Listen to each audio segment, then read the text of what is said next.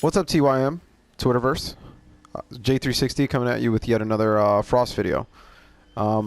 This particular video is a kickoff to my new matchup discussion series, where I'll be posting everything that I've labbed versus pretty much every character, especially her problematic matchups. To kick the series off, I want to start with those problematic matchups, or the uncomfortable ones, really, like Skarlet and Cetrion. But today, we're just going to go with Skarlet. She's a dedicated zoner, as most dedicated zoners give Frost an issue. Pre-patch, this was a really, really hard matchup to play, especially back when Frost players didn't necessarily have optimized combos, including myself. We didn't really know, we didn't have everything fleshed out, and Skarlet is one of those characters that at the beginning meta, she can seem pretty strong if people can't maneuver or use the flawless block mechanics. Pre-patch, this match was harder for Frost, even if we had all of that down, because the frame data on glacial calving didn't really help us, and the back one mid wasn't there, so we had to rely on back two and got parried to death. So the matchup has changed post-patch, now that Frost can use her kit more cohesively. Yeah, so let's begin.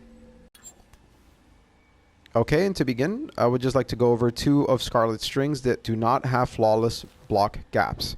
That would be the standing 2-1-2, which you'll see pretty often, and the standing 4-4, which you'll see a little less often. However, it is plus, and I'll go over that in a moment. So standing in 2-1-2 leads to a full combo.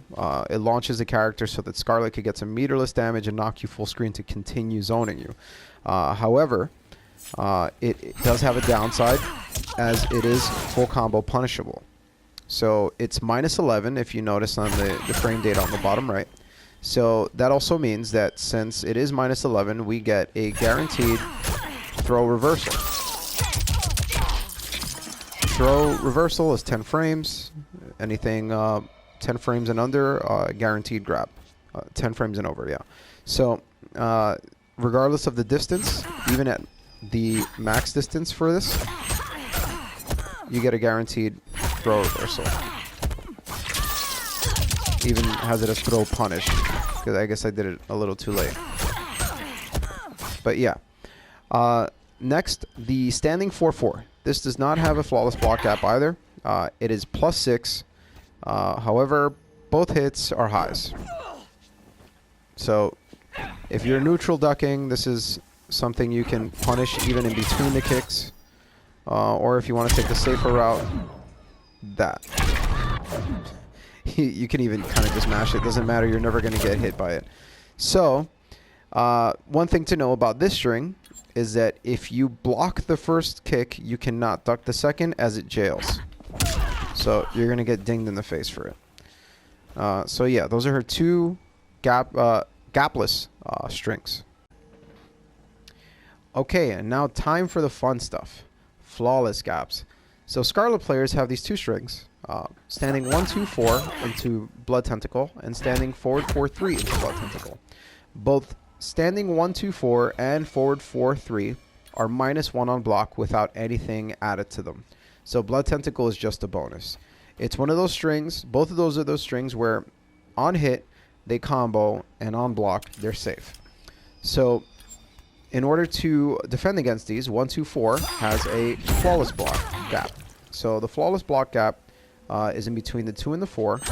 And visual cue, there is a red stream of blood that comes out of her scythe before she materializes it. And you can get the flawless block pretty much every time. Either that, or you can go with your sort of rhythm-based blocking that may be for some audio players instead of visual players. Secondly, we have the forward 4-3, which also has a flawless block gap. Now, important to know about forward 4-3 is that when it comes to the 1-2-4, you need to have meter in order to punish Skarlet. When it comes to the forward 4-3, you can use meter, but if she's going to do Blood Tentacle, you can do standing 1-3 to punish instead for a full combo. Now, even with Flawless Block, the move is only -6. So if the Skarlet doesn't do the Blood Tentacle, then you're going to get just some pressure. It's going to be your turn.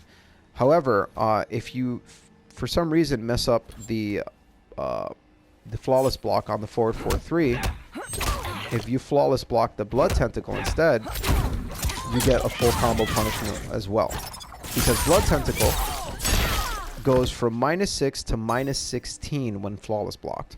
So up close you can get it. But standing 1-2-4, your only option is Flawless blocking the 4, and you'll get a punish.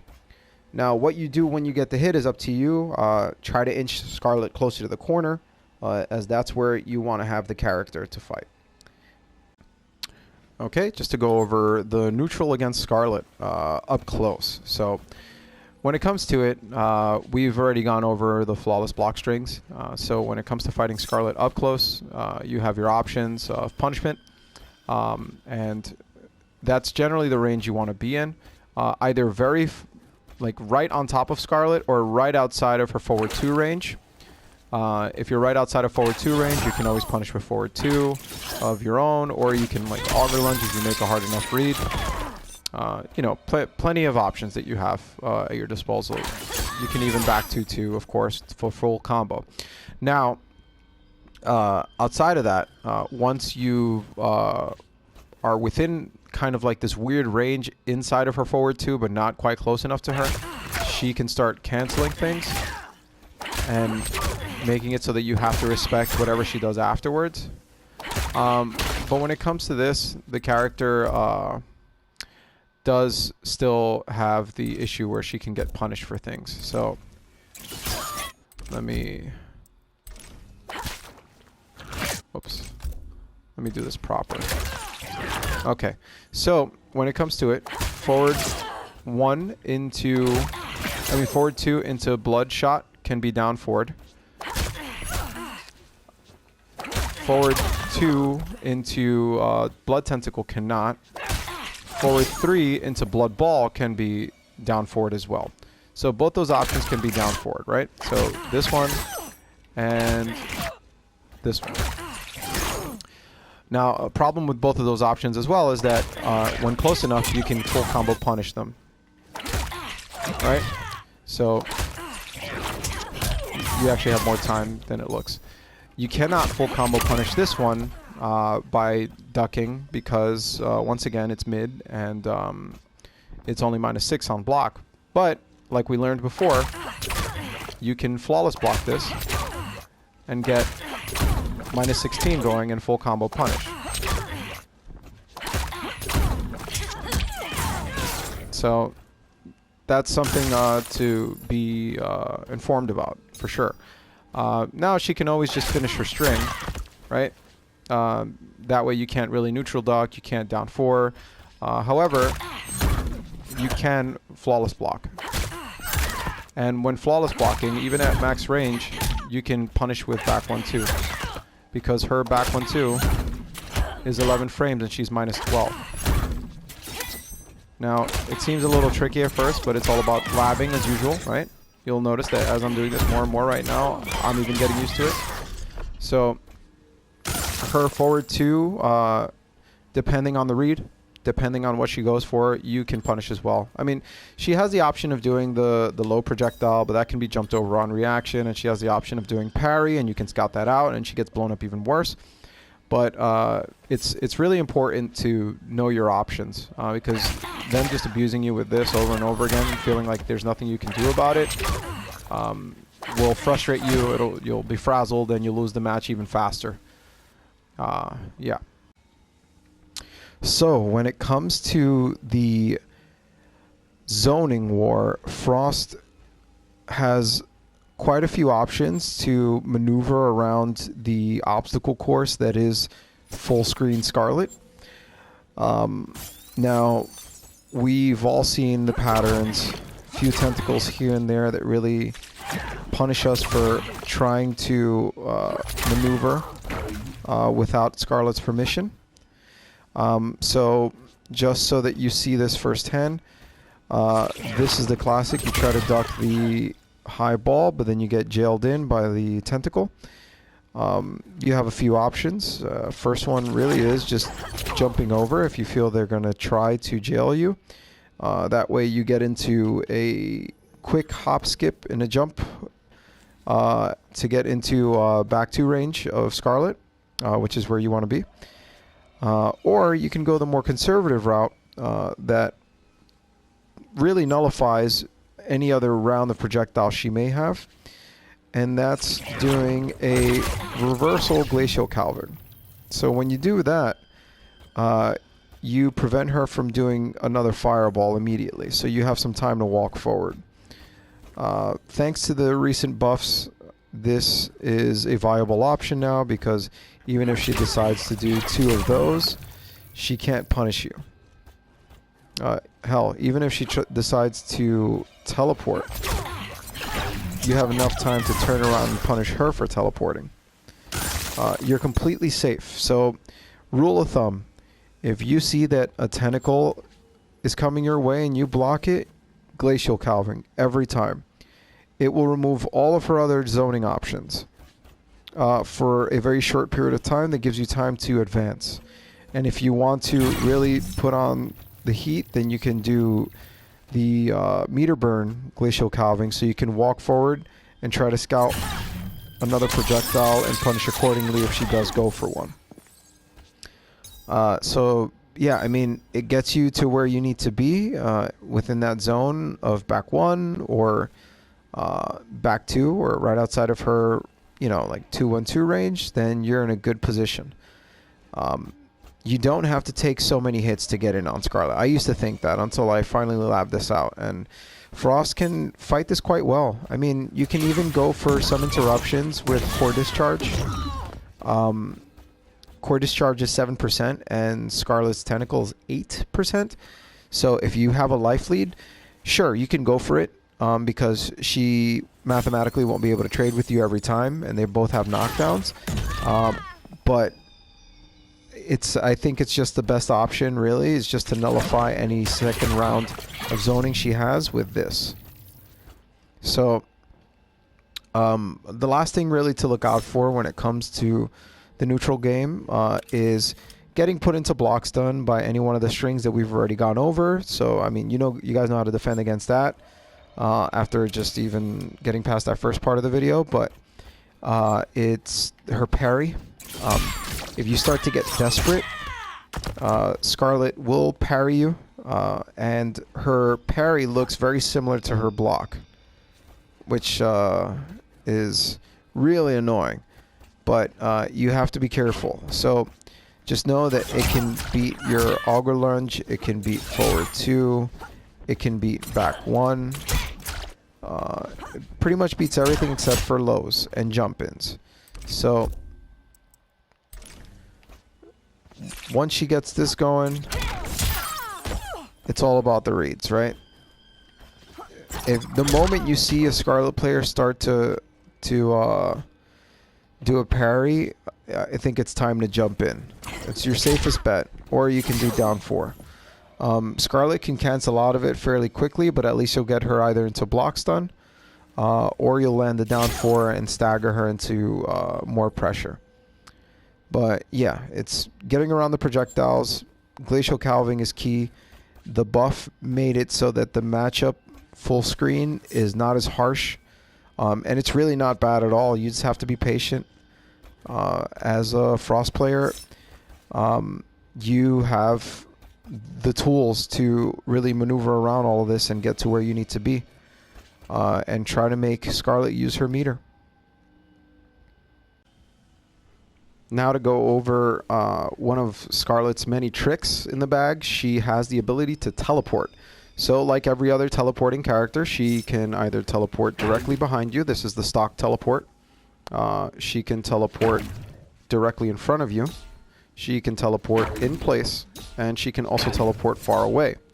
Now, it may seem a bit tricky, but Skarlet's teleport is one of the easier teleports to punish, because really you just have to follow one rule, and that's to when you expect a teleport, or you may see one, either quickly tap back or hold back while blocking, because she can get punished in a multitude of ways with that simple step alone. And here's why.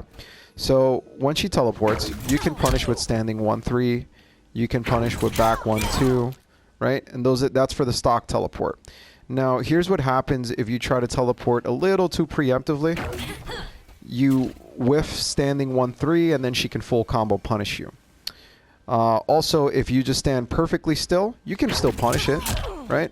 But sometimes you'll get this, or you'll get the frame where Skarlet teleports, and she's still coming out of a duck animation like that, and it'll whiff. So you won't get the punish. So to circumvent that, all you really have to do is walk back a little and press standing 1-3, and it's very easy to do once you get into habit. Another thing that enables is for you to punish pretty much anything else. So by standing perfectly still, you can also punish the teleport that's right in front. And even if the standing 1 whiffs, there's no turnaround animation, so she can punish with the 3 part of the string. But if she does this, and you go for standing 1-3, she can punish you by baiting you into trying to punish her teleport. She can in turn punish you with 2-1-2. One easy way to circumvent that is just being able to react, right? So if we're holding back and block, if she teleports behind us, we can standing 1-3. If we notice that the screen shifts, you can just press 2. Since you're already holding back, you're going to get the flying forward 2, right? So that way, forward 2 punishes both the normal teleport and the far teleport. So it's your safest bet, really. But you can always still knock her down when she goes for the other teleport. And you have quite a bit of time to punish. So it's important to keep that in mind. Another thing is that you don't have to play that guessing game if the Skarlet has no meter. So when you get a Skarlet cornered, one of the best things to do in the matchup is just have Skarlet unload the meter, right? Go for a full combo every time. And I mean that. Unless you're trying to make a comeback and you can't afford to take the guess of her defensive like wake-ups or rolls, just have her waste the meter. Because what happens is she can eventually roll out and then have no meter, right? She's gotten out of the combo, but now what happens? She can't teleport out of the corner because it requires resource to do it in a way that can be tricky. Because if not, if I just get her over here and she tries to teleport behind me, I can full combo punish her back into the corner, and now she has no meter to break out, right? So now she's back into the same position she was before. When she has meter, you have to be careful because Skarlet can fight her way out. Although you may have her cornered, Skarlet has a quick down 1, a quick standing 1. She can stagger, she can try to throw you back into the corner, or she can get you into block stun and try to teleport out. Now here's the thing. If she manages to teleport out with meter, like let's say she has a defensive meter and she manages to teleport out like this, you still have the option of getting her back into the corner, because now that forward 2 will get you back into the jump over state where she's going to either have to roll or try to do a wake up to knock you out of what your jump over kick attempt, because otherwise she's just going to have to eat that, and then you can try to fight her back into the corner.